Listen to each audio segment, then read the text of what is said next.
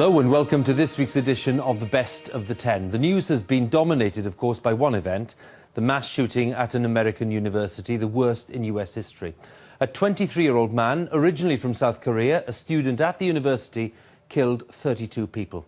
In a note he left in his room at Virginia Tech, he wrote, "You caused me to do this." Matt Fry sent this report. How do you measure the scale of grief? This is one way. The long lines of students trying to attend the commemoration of something that none of them will ever forget.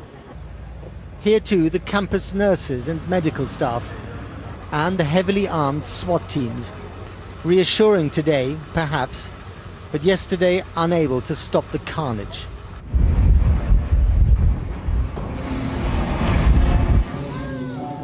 What must they all be thinking?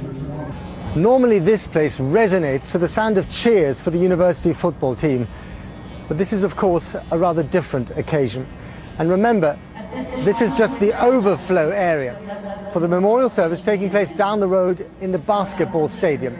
Thousands of students united in grief and in comprehension for a crime that no one here thought could actually happen. George Bush was here too. A timely response from a man who on occasions like this is expected to become the nation's mourner-in-chief. This is a day of mourning for the Virginia Tech community, and it is a day of sadness for our entire nation. We've come to express our sympathy. In a nearby hall where the campus has been turned into a camp for the world's media, some of the most pressing questions were being answered. First and foremost, the identity of the gunman. That person is Cho Seung-hui. He was a 23-year-old South Korean here in the U.S. as a resident alien. The Norris Hall, where 31 innocent civilians were gunned down in Cho Seung-hui's inexplicable rampage. Now America's most notorious crime scene. Broken windows where students tried to escape, and an inkling from the suicide note why he did it.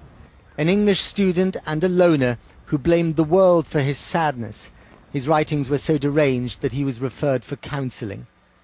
The victims of the Monday morning massacre were a random selection of a community of learning. 20-year-old Ross Alamedine gunned down on his way to a French class. In the same class, Mary Reed, a Virginia local just 19 years old. 76-year-old Professor Liviu Librescu, a Romanian Jew. He survived the Holocaust, but not this. He saved the lives of students by blocking the doorway of his classroom. Biomechanics professor Kevin Granata, one of America's top experts on cerebral palsy. Jamie Bishop, a foreign language teacher, apparently shot in front of his students. And Daniel Perez, 21 years old, from Peru, killed in a French class. Here's what we know about how yesterday's events unfolded. At 7:15, police were called to the West Ambler Johnston Hall. There, two students, Ryan Clark and Emily Hilscher, had been shot dead. It wasn't until 9:26, more than 2 hours later, that the university sent an email to all students. As classes went ahead, it said only that the university community is urged to be cautious. At 9:45, police were called to Norris Hall. There, 31 people lay dead.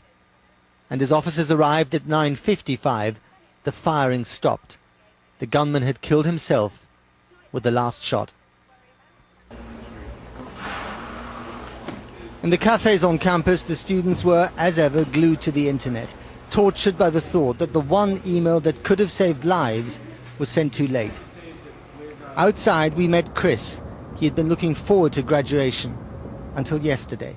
When I woke up this morning, I was hoping it was a nightmare, and I turned on the television and just started crying when I realized that it wasn't a nightmare, that it was actual reality. The student cadets are in full dress uniform. The sound of silence honors the dead. And in the hills of Virginia, a place of learning has been forced to confront actions that defy understanding. Matt Fry, BBC News, Blacksburg, Virginia.